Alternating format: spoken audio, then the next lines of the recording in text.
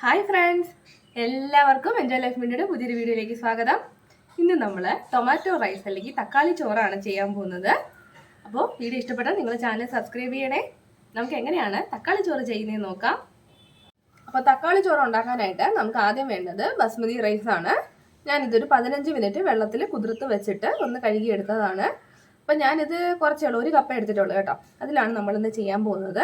അപ്പം നമ്മൾ കൂടുതൽ അരി എടുത്താൽ അതിനനുസരിച്ചിട്ട് ബാക്കിയുള്ള ക്വാണ്ടിറ്റിയൊക്കെ ഒന്ന് കൂട്ടി കൊടുത്താൽ മതി. അപ്പോൾ ആദ്യം ഞാൻ ഇതൊന്ന് വേവിച്ചെടുക്കാൻ പോവുകയാണ്. അതിന് വേണ്ടി ഞാൻ കുറച്ച് വെള്ളം നന്നായിട്ട് തിളപ്പിച്ചിട്ടുണ്ട്. വെള്ളം നന്നായിട്ട് തിളച്ച് വരുമ്പോൾ നമ്മൾ അതിലേക്ക് ഉപ്പ് ചേർത്ത് കൊടുക്കാം. വെള്ളം നന്നായിട്ട് തിളച്ചിട്ട് നമുക്ക് അരി ഇട്ട് കൊടുക്കാം.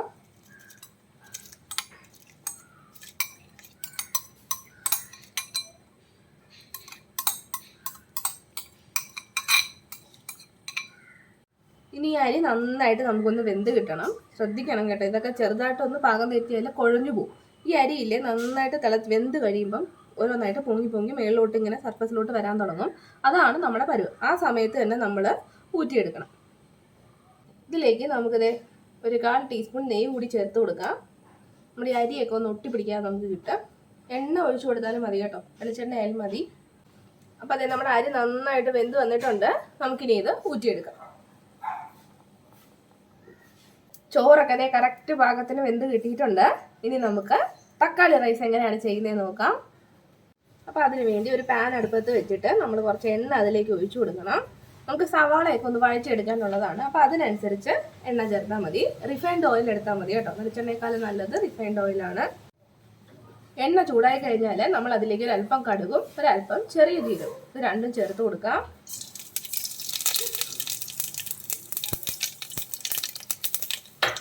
അത് പൊട്ടിയാൽ ഉടനെ നമുക്ക് വേണ്ടത് ഒരല്പം ഉഴുന്നും ഒരല്പം തന്നെ കടലൊക്കെ പരിപ്പുമാണ്. അത് രണ്ടും കൂടി നമുക്ക് ചേർത്ത് കൊടുക്കാം.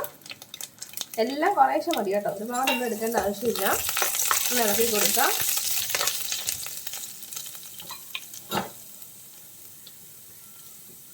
അതിൻ്റെ കൂടെ നമുക്ക് വറ്റൽമുളക് ഇട്ട് കൊടുക്കാം.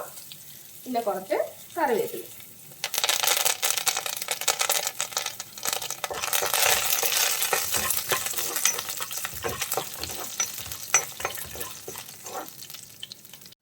കടലപ്പരിപ്പൊക്കെ നന്നായിട്ട് മൂത്ത് വന്നിട്ടുണ്ട്. ഇതൊക്കെ മൂത്ത് വരുമ്പോൾ ഒരു സ്മെല്ല് വരും കേട്ടോ, അതാണ് ആ ഒരു പരുവ്. അപ്പം ആ സമയത്ത് ഒരു സവാള ചെറുതായിട്ട് കൊത്തിയരിഞ്ഞത് ചേർത്ത് കൊടുക്കും.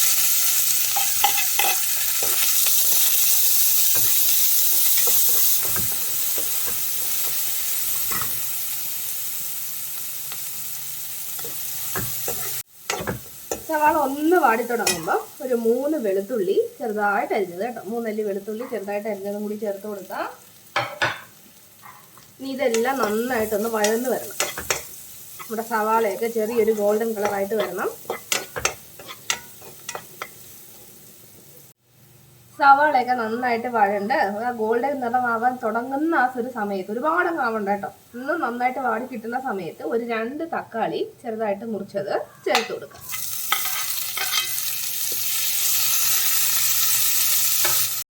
നമ്മൾ ടൊമാറ്റോ റൈസ് അല്ലേ ചെയ്യുന്നത്. അപ്പം നമ്മൾ എടുക്കുന്ന അരിക്ക് അനുസരിച്ചിട്ട് തക്കാളിയുടെ എണ്ണം കൂട്ടാനോ കുറയ്ക്കാനോ ഒക്കെ പറ്റും കേട്ടോ. ഞാനിപ്പോൾ 1 ഗ്ലാസ് അരിയാണ് എടുത്തിട്ടുള്ളത്, അതുകൊണ്ടാണ് 2 തക്കാളി എടുത്തത്. ഇനി ഈ തക്കാളി നമുക്ക് നന്നായിട്ടൊന്ന് വെന്തുടഞ്ഞ് കിട്ടണം.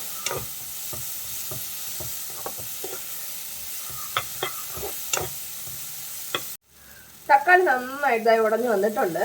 ആ സമയത്ത് നമുക്ക് അതേ പൊടികൾ ചേർത്ത് കൊടുക്കാം. പൊടിയെന്ന് പറഞ്ഞാൽ 1/2 ടീസ്പൂൺ മുളക് പൊടി, 1/4 ടീസ്പൂൺ മഞ്ഞൾപ്പൊടി, പിന്നെ ഒരല്പം കായം, അതൊരു നുള്ളു മതി കേട്ടോ. ഇത്രയും ഞാൻ ഇതിലേക്ക് ചേർക്കാൻ പോവുകയാണ്. നന്നായിട്ടൊന്ന് മിക്സ് ചെയ്ത് കൊടുക്കാം. ഇനി ഈ മസാല കൂട്ടിന് ആവശ്യത്തിനുള്ള ഉപ്പിട്ട് കൊടുക്കാം. ചോറ് നമ്മൾ ഓൾറെഡി ഉപ്പിട്ടല്ലേ വേവിച്ചത്, ഇതിന് വേണ്ടി മാത്രം ഒരല്പം ഉപ്പ് ചേർത്ത് കൊടുക്കാം. ഇനി നമുക്കതിലേക്ക് കുറച്ച് നെയ്യ് ചേർത്ത് കൊടുക്കാം. ഒരല്പം മതിയാവും, വളരെ കുറച്ച് നെയ്യ് കൂടി ചേർത്ത് കൊടുക്കാം. ഇനി എല്ലാം കൂടി ഒന്ന് മിക്സ് ചെയ്തെടുക്കാം.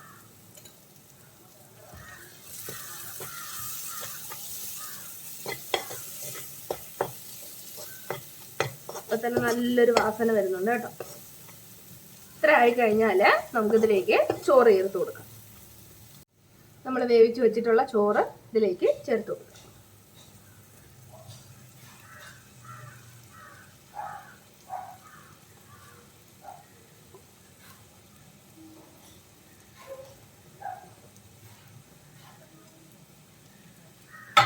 ഇനി പതുക്കെ ഈ ചോറ് ഉടഞ്ഞു പോവാതെ ഒന്ന് മിക്സ് ചെയ്ത് കൊടുക്കാം. മെല്ലെ മിക്സ് ചെയ്താൽ മതി.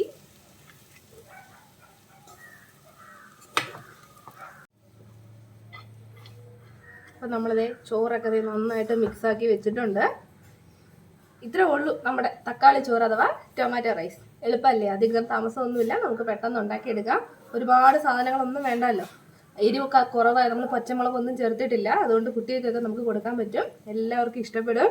എല്ലാവരും തീർച്ചയായിട്ടും ട്രൈ ചെയ്ത് നോക്കണേ. ഇതിന് സൈഡ് ഡിഷായിട്ട് നമുക്ക് എന്ത് വേണമെങ്കിലും കഴിക്കാം കേട്ടോ. അതായത് ഇപ്പോൾ വെജ് ആണെങ്കിൽ നമുക്ക് സലാഡ്, അച്ചാറ്, തൈര് അതൊക്കെ തന്നെ മതിയാവും. നോൺ വെജ് ആണെങ്കിൽ ചിക്കനോ മട്ടനോ ബീഫ് കറിയോ എന്ത് വേണമെങ്കിലും നമുക്ക് ഇതിൻ്റെ കൂടെ കഴിക്കാൻ പറ്റും. തീർച്ചയായിട്ടും ചെയ്ത് നോക്കാൻ മറക്കരുത്. നിങ്ങളുടെ അഭിപ്രായങ്ങൾ അറിയിക്കാം. വീഡിയോ ഇഷ്ടപ്പെട്ടാൽ ചാനൽ സബ്സ്ക്രൈബ് ചെയ്യണേ. പുതിയൊരു വീഡിയോയുമായി നമുക്ക് വീണ്ടും കാണാം. അതുവരെ ബൈ ബൈ.